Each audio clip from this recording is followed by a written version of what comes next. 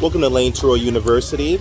I'm going to share some really deep perspective in regards to if you should join Turo and if it's even worth it join Turo at this time. We're at the end of 2021 and there's a lot of hosts that are considering leaving the Turo platform, unfortunately, and there's a lot of potential Turo hosts that are thinking about joining the Turo platform, and there's actually Turo hosts who just joined the Turo platform.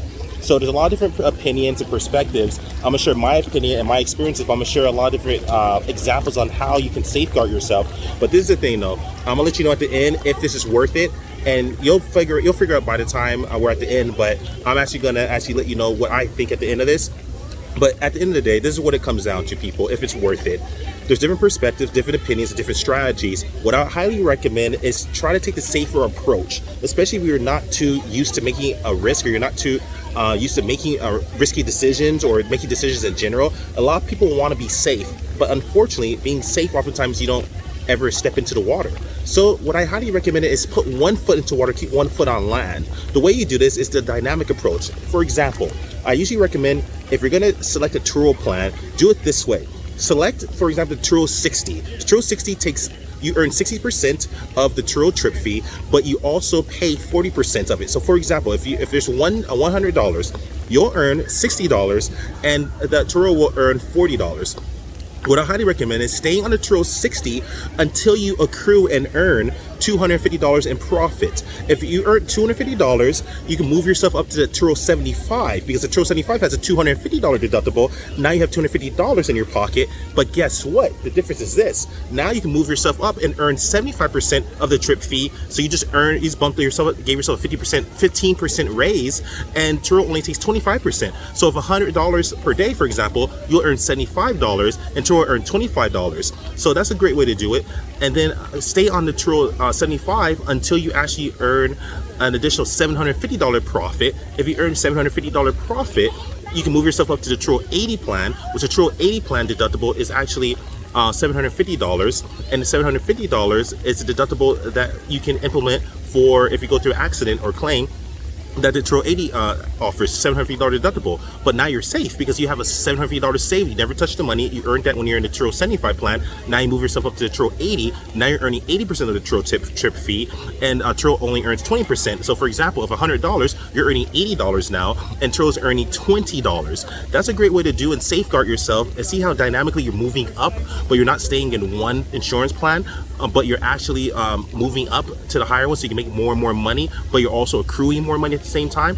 This is what I highly recommend. I've made videos about this strategy. The reason I came with this strategy is because I have insurance experience. I've been insurance licensed for over 8 years. I'm not your insurance license agent. I'm not your agent. I'm not your attorney. I'm not anything to you. I'm just your friend on YouTube sharing a strategy with you guys.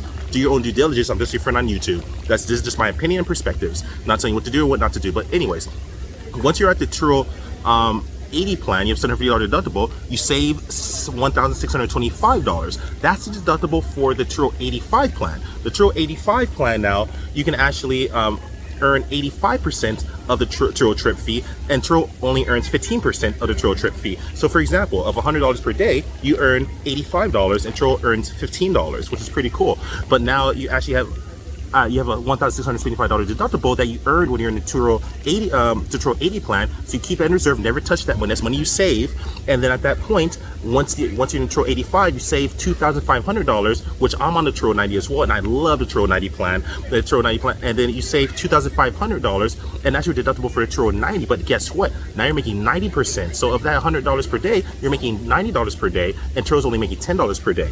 Highly recommend this, and I love this plan for that reason. But this is a safer way to do it, so you can start getting paid more. That's all the money you're paying in the Turo 60 plan or Turo 75 plan. That's great, but the more money you earn, you grow faster. But choose what works for you. That's what works for me. Every strategy is different, and I'm not perfect, but and I'm just giving my opinion. But that's a way, if you want to test out different insurance plans, you can actually dynamically move from Turo 60, because sometimes what if you're that host, you add your car to a Turo platform and you get in an accident the first day? That's terrible. Now you have a $2,500 deductible because you have the Turo 90, or you have a $1,625 deductible because of Turo 85, or a $750 deductible because you have a Turo 80, or a $250 deductible on your first trip just because you have a Turo 75.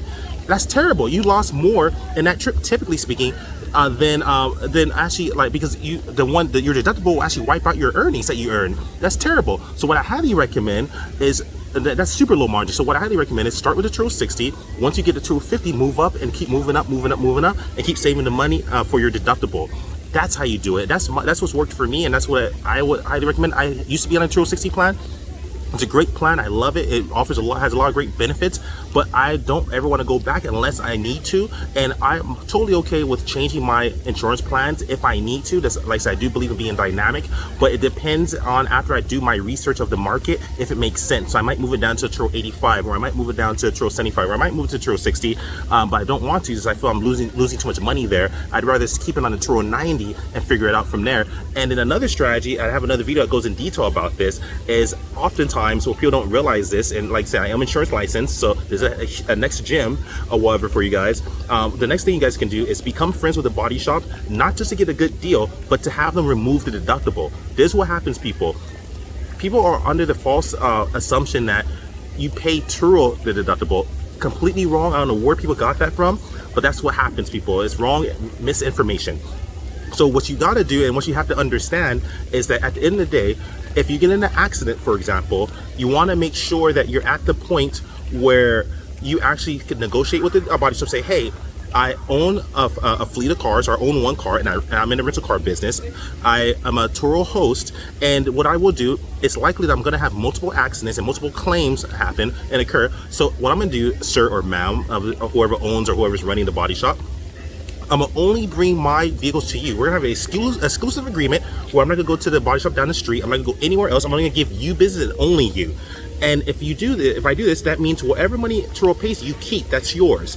But what I want to do for you, since I'm only exclusively make you my body shop of choice and no one else, is I can easily go down to the guy or gal down the street, you must remove my deductible.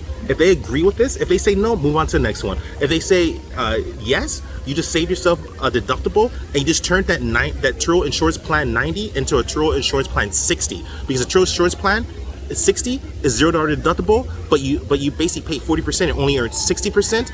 With the Turo 90, you're earning 90%, which is awesome, but the body shop just removed the deductible for you. Super secret hack to actually earn a lot of money in regards to this, and this is how you do it, people. That's actually how you do it, and this is how you build wealth.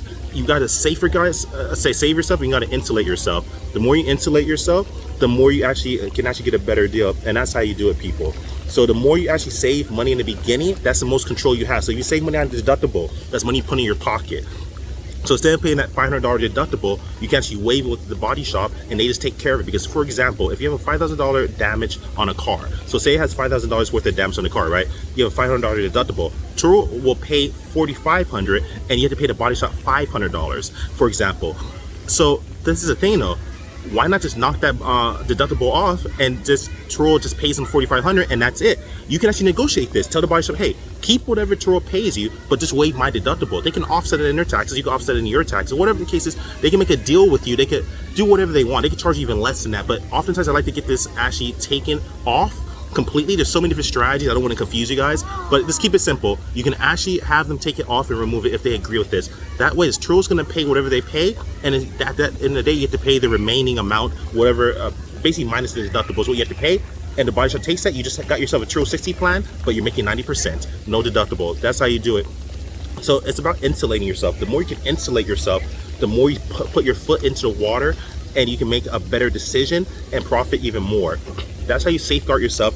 And you can never get rid of a risk 100%, but you'll definitely mitigate it and bring it down and lessen the exposure of risks to yourself. And I'm an insurance mitigation specialist, which that means I specialize in mitigation of risk reduction. And that's how you actually do that. You actually reduce the risk by reducing the amount of money that you're bleeding and that you're paying out. Because the more money you have in reserves, the more safe you are. That's how you do it.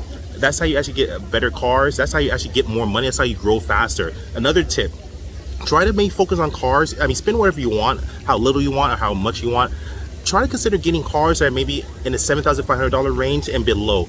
Even if they have high mileage, that's fine. There's a lot of older cars on Turo that you can actually make a lot of money with. You just have to actually put them on. Just make sure it's under 130,000 miles and make sure it's not salvage title. Make sure it has a clean title, because Turo will not allow you to add a vehicle to their platform if it has a bad title, an unclean title. It must be a clean title, it can't be salvaged, and it must be under 130,000 miles. So even if it's a 120,000 mile vehicle or 129,000 mile vehicle, add it on. That's about it. Consider that. Higher mileage vehicles typically are cheaper, and also older vehicles are typically cheaper. Yes, Turo is known for Lamborghinis, Ferraris, Teslas, Volkswagens, Mercedes, all these high-end cars that are current year. You don't have to do that. You can make a lot of money by insulating yourself by picking up cheap cars from auctions, picking up cheap cars from for sale by owners. That's usually get the best deal in comparison to dealerships because you remove the middleman. So going on Craigslist, even though it's a bit of the wild west, just make sure you bring a mechanic with you, and make sure if you go to auction, bring a mechanic with you. Make sure you get also a Carfax as well.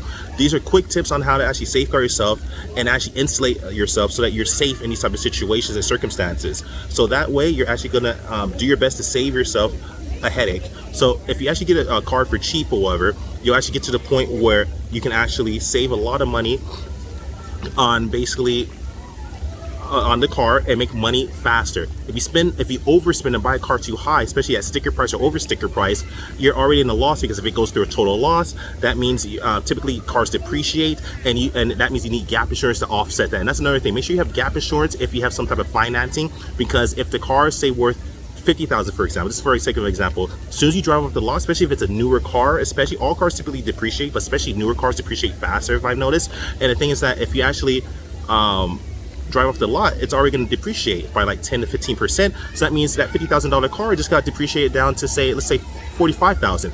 But remember, insurance only pays the value of the car, but there's 5,000 of negative equity, basically $5,000 you owe left on the loan. So that means, yeah, the insurance will pay you up to 45,000, but you're still left holding the bag of 5,000. Great way to destroy yourself. And that's why a lot of Turo hosts, as I mentioned in the beginning, are leaving the platform, because they didn't protect themselves right, they didn't insulate themselves right, they don't have the proper insurance, they don't have gap insurance, which is guaranteed asset protection. I have many videos that go in regards on how to offset your risk and use gap insurance, how to actually locate commercial gap insurance, just in case personal gap insurance doesn't cover the exposure, because this is a business, it is a commercial business, you are renting a car for profit. So that's the thing to consider, is that consider offsetting your risk. Purchasing gap insurance, which is usually cost effective to cover the negative equity in your financing if you finance your own. Consider maybe getting older cars at first, so that even if you want to add on the Lamborghini one day, or you want to add on the Mercedes or the Volkswagen or the Tesla, the more expensive cars, that's fine, nothing wrong with that. There's money there. But how about take a safer approach? Purchase the older cars for sale by owners on Craigslist, autotrader.com, different websites in your municipality, locale. Try to buy cars that are actually cheaper, that are older. Older cars depreciate slower, and they depreciate at a lesser rate. It's crazy. You get a new car, it depreciates a lot faster than an older car. Once a car is older, there's a few years on it, it's already depreciated a significant amount already. So you're already getting at a deal because it's already significantly less. Crazy, right? So consider that. Consider getting cars in the wedge. I'm also real estate licensed. We say, and getting a deal in the wedge means buying a home at a lower rate than what it's actually valued or appraised for. So that way, once you purchase the car, purchase the home and everything, and you make the fixes, and you get it up to par and up to key, at that point, now it actually blows through the roof, and it actually increased in profit. That's what you must do with cars. Buy them cheap, buy them low, buy them for sale by owners, because for sale by owners, you usually get a better deal from them. You remove the middleman at a dealership, or if you go to the dealership, negotiate the price, and at the end of the day or whatever, just do your best to get it the lowest price you possibly can. The more money you save, the more money you earn in the long run. That's how it is. So try to get cars, I would say maybe $7,500. If you want to spend more than $7,500, fine. You can definitely get used cars for $7,500. There's plenty of them I see on Turo for the makes and model. I've done the research, and a lot you get these cars for sometimes $5,000, $6,000, $7,000, $7,500 as my number or lower. These are used cars you add to the platform. Once you get these cars, you buy one car, and then these cars will start earning a lot more income, because remember, they're not going to depreciate. If they do get total loss, they're already pretty much depreciated at that point. So you'll get what the amount's pretty much for, and they're earning a certain amount of money already consistently, because at the end of the day, even though they're an older car, there is a market for them on Turo. There's a commuter car demographic, and there's an older car demographic. Add it and test it out, people. But do your own due diligence. I'm just giving you another strategy. That's how you do it, people. Buy cars low, try to buy cars from dealership, but try to negotiate the price down. Best way to do it is to buy a car from a private seller. Craigslist, for example, AutoTrader, online websites that offer you to offer buying and selling facilitation online between buyers and sellers. That's really good too, where these websites actually put buyers and sellers together. That's good, but just try to get the best deal possible going forward. That's how you actually insulate yourself. So no matter if the car goes through a total loss, you're still gonna be paid out because you got the deal in the wedge. So for example, if the car is actual value is worth, say, $7,000, for example, but you got the car, say, for $5,000, but depreciated, say, by 10%, now it's depreciated down to $6,300. So when the insurance pays you out, you bought it for $5,000, but you profited by $1,300, because even though you bought it for $5,000, you got back $1,300 profit because the insurance paid you $6,300 because it depreciated 10% from the $7,000 figure. That's how you do it. That's the math you have to put in place. That's how you do this. That's how you get this taken care of. That's how you build wealth. So if you're so serious about insulating yourself and considering Turo, I think it's a great decision. I think you have to have the proper strategy, insulate yourself. This isn't the only strategy that works. Do your own due diligence, figure it out for yourself, but just consider this. And also consider the dynamic approach of purchasing insurance, where you start from the 60, move yourself up to 75, up to the 80, so that you're always protected for the most part as you grow and as you go up the ladder of insurance. That's how you do it. That's how you insulate. Get a good deal, pick the right insurance, get gap insurance if you're getting financing, so you protect yourself against negative equity, and get low deals as much as you possibly can. And at the end of the day, then if you do all that, Turo will be worth it, because Turo is not worth it. And there's a lot of hosts that are leaving the platform, that have been leaving the platform, because at the end of the day, they make the wrong choices. They don't have gap insurance. They're not properly insured. And at the end of the day, they're in a situation where they get paid out by the insurance, but they end up losing money because they got the deal too high. Insulate yourself, buy low, and then at the end of the day, and one last gem. I'm gonna give you guys one last gem. A great way to exit is once you get these low quality cars, if you do want to start adding on new cars, you can do that. Now you have a consistent income coming in. Use the old cars or the older cars or lower grade cars, the commuter cars, to purchase the Tesla, to purchase the Volkswagens, to purchase the Mercedes, to purchase the whatever, the nicer cars. Use that finance that's coming in. So now that you have these older cars making you money, use that whatever's coming in there to make the payments for your newer cars. Now you just further insulated yourself. So even if the newer cars do well or not, they're being paid off by your older cars you have on. See what I mean? That's a great way to insulate yourself. That's another strategy. That's a gem right there. And you can exit out and sell the older cars, which I don't actually like to do unless I really have to, because that's dead money. Just like when you go through a total loss, you get paid out, that's dead money. If you get paid out, that's money that's not making money anymore. It's dead money, in my opinion. What I much like you rather do is keep the money, as long as the car still exists, transfer it to another. I'm also a hire car owner. I'm a Turo host, but I'm a hire car owner, and you can't circumvent the contract. Turo has an exclusivity agreement where you cannot have one car on both platforms. It must be exclusive to Turo, and that's it. So follow the rules. But once your car, say, gets a little too old and your bookings get slower, you're not making as much money, or your car's not as attractive because it's being outcompeted by all the newer models, at this point what you want to do essentially is take it off the Turo platform, so you don't break any contracts. Add it to the hire car platform. I left the link below to hire car, and that hire car platform actually accepts older vehicles, and they're very attractive on this and for this demographic, because these older vehicles, it's a demographic. Turo's a different demographic. Turo's about the experience, renting a nice cool car, having an experience, having a great time. Different demographic. Hire car is about renting to people who want to make money. For example, there are people like you and I that want to make money, but they're Uber drivers, Lyft drivers, Postmates drivers, food delivery drivers, Amazon Flex drivers, DoorDash drivers, Uber Eats drivers, Shipt drivers, Instacart drivers, etc., etc., etc. DoorDash, I think I already said that. Grubhub. These people deliver food for money, and they also transport people for money. So your goal here is to make sure, hey, you know what? My cars are older already. They made money. I made as much as I possibly can. My bookings are getting slower now. Now, if you keep on making the same amount, you're making a good amount, even though it's a 10-year-old car, keep it on Turo. But if the bookings start slowing down and you're at the point where you're not making as much money as you used to, at that point, what you have to do is basically switch it to the hire car platform, and from the hire car platform, you'll actually get to the point where you'll start making that same money again. Because these people that are renting your car don't care if it's older, because they're using it for Uber and Lyft. It's an older car demographic for the most part. Most of the cars are older. Turo, a lot of cars are newer. There's leases, there's 2021, 2022s, like you'll see even future 2023s. There's always newer cars, and those outcompete the older cars. So once you get to that point where you're being outcompeted by newer cars, that's not your fault, it's just how it is. Add it to the hire car platform that I left below, and then at that point, that's a perfect exit strategy. You'll be paid a consistent rental fee for people renting your car to drive Uber, Lyft, and to deliver food. Great way to exit, or you can sell, but I would prefer a hire car. But just make sure not to circumvent your contract, and make sure you're exclusive to Turo only while you're in Turo. But in the meantime, that's an exit strategy. That's an extra gem I want to leave on you guys. Like, subscribe, share. Follow me on Instagram at Conrad Layn. I love you guys. And my answer, if Turo is worth it, absolutely worth it for me. And I think it might be worth it for you as long as you have the right strategy. Like, subscribe, share. Conrad Layn out. Peace.